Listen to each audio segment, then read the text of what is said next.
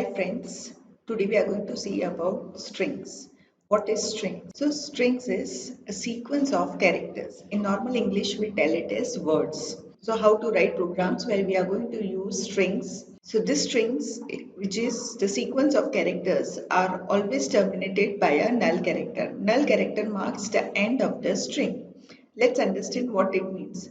In memory, say we have stored a string hello. So H is stored at one location, E is stored at another location, L, L, O. Similarly, these all characters are stored at a particular location in memory. After O, you can see slash 0 is been placed. It means slash 0, that is null character, marks the end of the string.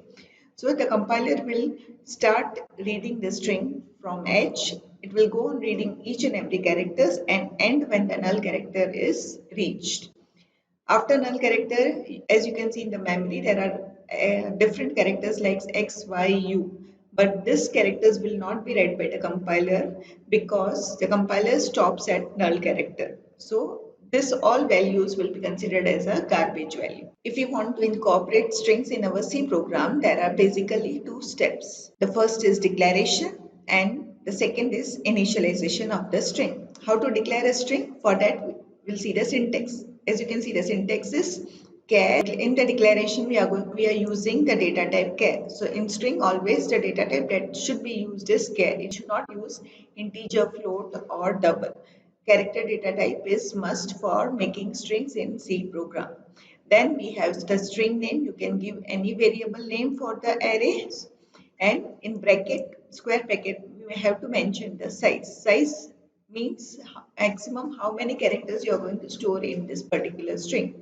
So here is one example. I have made a string str which is of character data type and the size is 10. It means that maximum 10 characters I am going to store in this particular string.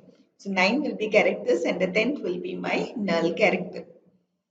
Next is initialization of the string. After you have declared the string in your C program, the next part is initialization. Initialization means storing values in the string. So for this we have two methods. One is compile time and another is runtime. Compile time is also known as a static method of initialization and runtime is known as dynamic method of initialization. So let's understand how to initialize a string using both this method.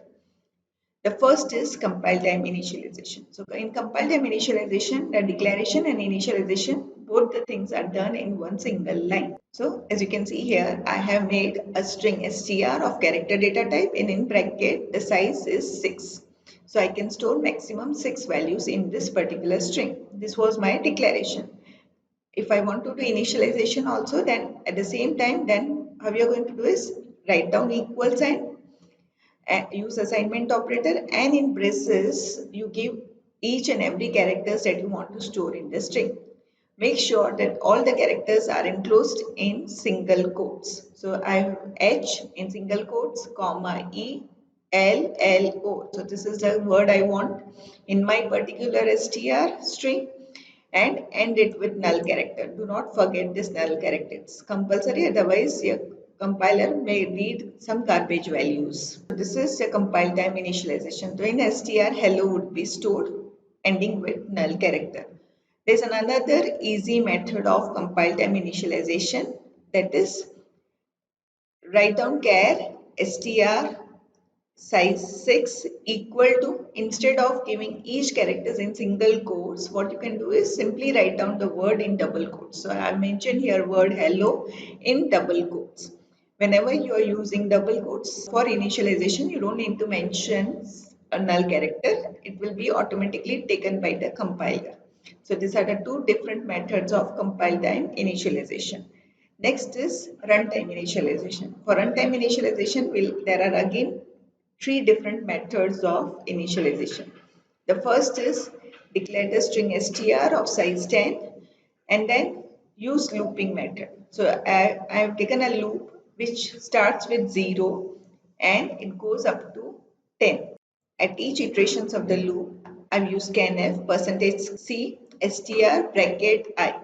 Means when I equal to 0, when the first iteration will be executed at that time, the value of I would be equal to 0. So str of 0 So the first character will be stored at index 0. The second, next time I will be incremented by 1, that is I is equal to 1, and the second character will be stored at str at index of 1, and so on. This will continue up till the index 9. Okay, because this loop is executed from 0 to 9 as my condition is I less than 10. So 10 different characters will be stored in this particular string. So I've used a loop for initialization, runtime initialization of the string. Or else there is another different methods of runtime initialization of a strings. Let's see the next method. Declare the string str of character data type and mention the size. The size is 10. Then you can use scanf, but instead of writing %c, instead of inputting character by character, what we'll do is we'll input the complete string during runtime. So for that, use %s and not %c, and then write down the name of the character array, that is str. Do not mention index values in this case. Now we are going to enter the complete word, and this word will be stored in the string str. But what is the drawback of this method is, in this case, space is not allowed by the compiler. Anytime you will add space, the compiler will stop reading the string. The next and the more famous method of initialization of the string is character as, that is declaration, and use the inbuilt method getAs.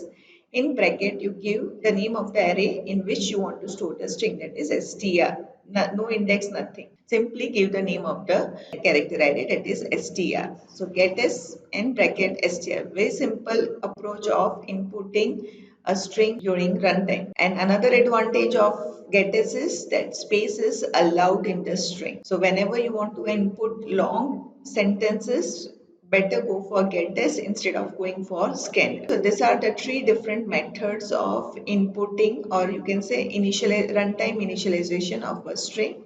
And the most commonly used is getAs method. So I'll suggest you also to use the same method, that is getAs for runtime initialization. So let's see a simple program of reading and displaying a string. How you're going to write a simple C program for reading and displaying a string? Hash include stdio.h, that is, since we are going to use printf, scanf or input output function, so we have to include the header file stdio.h.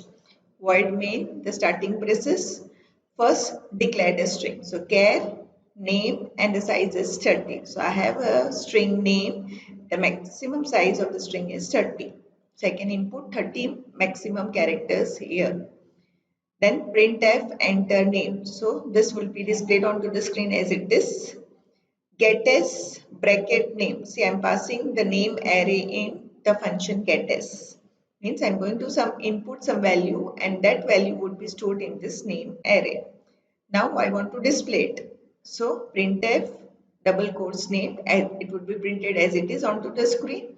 Since I want to display the value of the name array, I am going to use the function putS.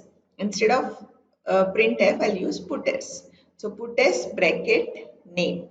This will display my string onto the monitor. Or you can also write printf %s and comma name. Both are proper, but this is more simple way of displaying a string. Close your bracket. So when you will compile the program and run it, you will get the output as enter name LJ. Then you enter some string after name.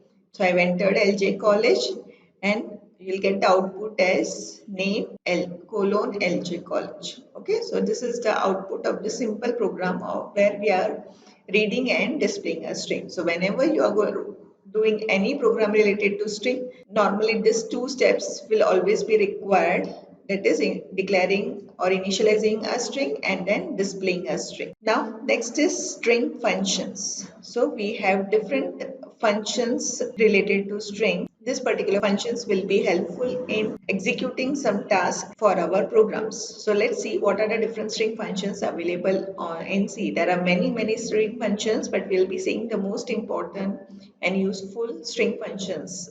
There are 12 total string functions that we are going to see in this particular lecture. The first is string length. Second is strcpy and strncpy. So these are almost related, some with some minor difference between the two. That is for copying the string. Then we have strcat, strncat, third one. That is string concatenation. Then we have how to compare the string. For that we have strcmp. Then the next is fifth one is string reverse, string lower, string upper. strchr is for finding a character in a string, and strstr is for finding a string inside a string. Okay, so these are the 12 different functions that we are going to see in this coming slide. Okay, remember this, that whenever you are using any of the string functions, you have to compulsory include the header file string.h, because in this particular header file, the implementation of the string functions are available. Do not forget to hash include string.h in your string program whenever you are using this function. So let's start with the first string function, strlen. The string length, this function is used to find out the length of the string. What to understand by finding the length of the string? It is how many total number of characters are there in this string. So how you are going to use this particular string length function? For that we need to follow the syntax. So what is the syntax of string length function? strlen, in bracket you need to pass the string, that is character array, or you can say the string you need to pass as an argument, and this function is going to return an integer value, because a number of characters or the count of characters would be an integer value. So that value you have to store it in a variable, which would be an integer variable. Okay, so this is the syntax of string length function. Let's see this with an example. So I have a variable length len, which is of integer data type, and I have a string character str. The size is 10. You can input some value inside this particular string using getS method. Now I want to use this str in string length function. So you will use this length is equal to strlen bracket str. So str is the character array name. String length function will find out how many characters are there in this particular str, and this count will be stored in the variable len, which is of integer data type. So you can display or use further in this particular program the value of len. So let's see a complete program of strlen. How you will write down, use string length function in a C program. So first include two header file stdio.h and string.h. Then declare the array. So character A and the size is 20. You can give any size as per your requirement. Then I have a variable len, which is of integer data type. Printf enter string. Okay, so this will be displayed as it is onto the screen. Now I want to initialize my string. So for that I am using getS method, runtime initialization. So getS in bracket, give the name of an array, that is A. So declaration is done and initialization of the string is done. So I'll get some value inside the array A. I want to find out the length of this particular array A. So use string length function. So string length bracket, pass the name of an array A, which will return the length and store it in len variable and display this length. So printf length of the string is %d, because it's an integer value, comma len. Okay, so my length will be displayed using this printf statement. So what would be the output? Because of this printf statement, enter string will be displayed. Then using getS, you need to input some data. So I've inputted the word hello. After then this printf, the next printf would be executed. So the length of the string is for hello world. How many characters I have is 5. So 5 is displayed on. Remember this, in this case null character is not counted in finding the length of the string. Only the actual characters are counted for finding the length of the string. That's all for today. Thank you. Goodbye.